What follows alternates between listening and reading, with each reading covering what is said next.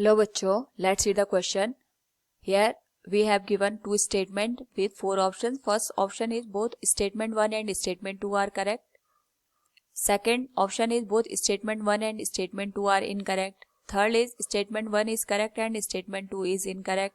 Fourth one is statement 1 is incorrect and statement 2 is correct.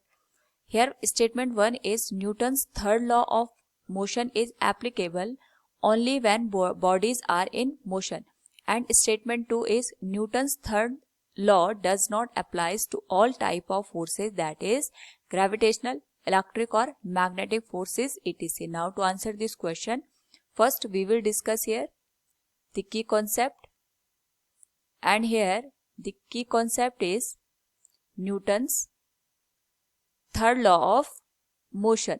तो जो हमारे पास यहाँ पे न्यूटन का थर्ड लॉ है, it states that every action has its equal and opposite reaction, कि हमारे पास यहाँ पे हर एक्शन का equal and opposite reaction present होता है इन अ गिवन सिस्टम. यहाँ पे अगर हम दोनों स्टेटमेंट को देखें तो first statement is Newton's third law of motion is applicable only when bodies are in motion. कि न्यूटन का थर्ड लॉ तभी काम करता है जब हमारे पास दो बॉडीज यहाँ पे मोशन की कंडीशन में होते हैं. तो ये जो स्टेटमेंट है ये हमारे पास इनकरेक्ट है. जब हमारे पास जो ऑब्जेक्ट होते हैं ये रेस्ट की कंडीशन में होते हैं तो भी हमारे पास जो न्यूटन का थर्ड लॉ है ये एप्लीकेबल होता है. इसको हम यहाँ पे एक एग्जाम्पल से समझ सकते हैं. जैसे हमारे पास कोई ऑब्जेक्ट है, इसको हमने ग्राउंड पे इस तरीके से रखा है, ये रेस्ट की कंडीशन में अभी. तो जो हमारे पास ये ऑब्जेक्ट है ये ग्राउंड पे डाउनवर्ड डायरेक्शन में फोर्स लगाएगा, तो इतना ही अमाउंट का जो फोर्स होगा ये जो ग्राउंड है ये ऑब्जेक्ट पे अपवर्ड डायरेक्शन में फोर्स लगाता है, जिसको हम यहाँ पे नॉर्मल रिएक्शन फोर्स का नाम देते हैं.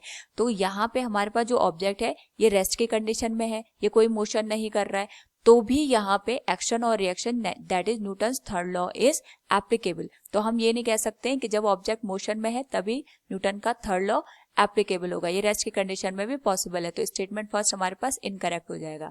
Second statement is Newton's third law does not applies to all type of forces that is gravitational, electric and magnetic forces. Basically इसके कहने का ये मतलब है कि जितने भी नॉन कॉन्टैक्ट फोर्सेज होते हैं वहां पे हमारे पास जो न्यूटन का थर्ड लॉ है ये एप्लीकेबल नहीं होता है. तो अगर हम बात करें तो ये जो स्टेटमेंट है ये भी हमारे पास रॉन्ग है.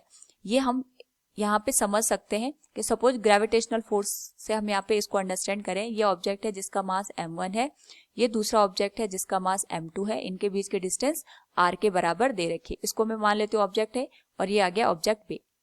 दोनों के बीच में ग्रेविटेशनल फोर्स लगेगा. तो अगर हम बात करें यहाँ पे force on A due to B, हमारे पास जो ग्रेविटेशनल फोर्स का नेचर होता है ये अट्रैक्शन का होता है, यानी जो बी ऑब्जेक्ट है ये ए पे फोर्स लगाएगा और ये ए को अपनी ओर अट्रैक्ट करने की कोशिश करेगा. तो जो फोर्स की डायरेक्शन होगी force on A due to B ये कुछ इस तरीके से होगी. इसकी जो वैल्यू होगी it will be g into m1 m2 divided by r square के बराबर. नाउ यहाँ पे अगर हम बात करें बी पे लगने वाले फोर्स की, तो जो हमारे पास बी ऑब्जेक्ट है इसको ए ऑब्जेक्ट अपनी ओर अट्रैक्ट करेगा ड्यू टू ग्रेविटेशनल फोर्स. तो इसकी जो डायरेक्शन होगी it will be like this कि बी पे फोर्स लगा रहा है ऑब्जेक्ट ए और इसका जो अमाउंट होगा force on B due to A equals g into m1 m2 divided by r square के बराबर. तो अगर हम दोनों फोर्सेस को देखें तो दोनों फोर्सेस एक दूसरे के अपोजिट है, यानी इनका जो नेचर है ये यहाँ पे एक दूसरे को अट्रैक्ट करने का है, लेकिन दोनों की जो डायरेक्शन है ये एक दूसरे के अपोजिट है. और अगर हम मैग्नीट्यूड वाइज यहाँ पे बात करें तो दोनों का मैग्नीट्यूड यहाँ पे सेम है. तो यहाँ पे भले ही दोनों कांटेक्ट में नहीं है, दोनों नॉन कांटेक्ट फोर्सेस के अंडर यहाँ पे काम कर रहे हैं, स्टिल यहाँ पे न्यूटन का थर्ड लॉ एप्लीकेबल है कि दोनों ऑब्जेक्ट एक दूसरे पे फोर्स लगा रहे हैं और यहाँ पे एक्शन का रिएक्शन प्रेजेंट है, यानी जो दोनों फोर्सेस के डायरेक्शन है ये एक दूसरे के जस्ट अपोजिट है. मैग्नीट्यूड वाइज तो सेम है पर डायरेक्शन यहाँ पे अपोजिट है. तो यहाँ से हम कह सकते हैं कि जो हमारे पास स्टेटमेंट सेकंड है it is also incorrect. So from the given option we can say here both statement 1 and statement 2 are incorrect. Option second is the correct one. Hope all you understood it. Thank you and best of luck.